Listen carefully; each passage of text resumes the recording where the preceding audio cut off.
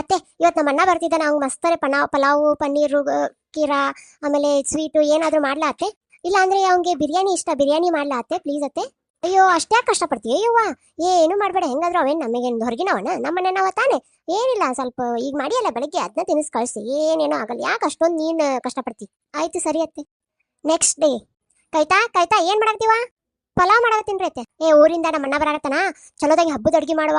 ಮಸ್ತರೇ ಇದು ಅನ್ನ ಸಾರು ಪಲ್ಯ ಹೋಳ್ಗಿ, ಆಮೇಲೆ ಏನಾರ ಒಂದು ನೀ ಮಾಡ್ತಿಲ್ಲ ಅದು ಸ್ಪೆಷಲ್ ಏನೋ ಅದನ್ನೊಂದು ಮಾಡ್ಬಿಡ. ಏನು ಚಲೋ ಮಾಡ, ಅದು ಹುಡಿ ಗೊಜ್ಜು ಏನೋ ಮಾಡ್ತಿಲ್ಲ ಅದನ್ನೊಂದು ಮಾಡ. ಸ್ವಲ್ಪ ಮಾಡ್ಬಿಡು, ಬೇಕಂದ್ರೆ ನಾನು ತರಕಾರಿ ಇದು ಹೆಚ್ಕೊಡ್ತೀನಿ ಆಯ್ತಾ? ಅತ್ತೆ ಅತ್ತೆ ಏನಂದ್ರಿ? ಏನು ಸ್ಪೆಷಲ್ ಆಗಿ ಮಾಡ್ತೀನಲ್ಲ ಅದನ್ನ ಮಾಡ್ಬೇಕಾ? ಟೊಮೆಟೊ ಗೊಜ್ಜು ಮಾಡ್ಬೇಕಾ? ಅಯ್ಯೋ ಅಷ್ಟೊಂದೇ ರಿಸ್ಕ್ ಯಾಕತ್ತೆ? ಅಲ್ಲ ಬೆಳಿಗ್ಗೆ ಮಾಡಿದ್ನಲ್ಲ ಚಪಾತಿಗೆ, ಅದಕ್ಕೆ ಒಂದಿಟ್ಟು ಏನಾದರೂ ಪಲ್ಯ ಮಾಡಿ ಹಾಕ್ತೀನಿ. ಏನು ಅವ್ರೇನು ಹೊರಗಿನವ್ರ? ಅವರು ನಮ್ಮನೆಯವ್ರು ತಾನೆ. ನಿಮ್ಮಣ್ಣನೂ ನಮ್ಮನೆಯವರೇ. ನಮ್ಮ ರಕ್ತನೇ ಅಲ್ವಾ ಅತ್ತೆ? ಯಾಕೆ ಅಷ್ಟೊಂದು ಕೆಲಸ ಮಾಡಬೇಕು ಅಲ್ವಾ? ನೀವು ರೆಸ್ಟ್ ಮಾಡೋಗ್ರಿ.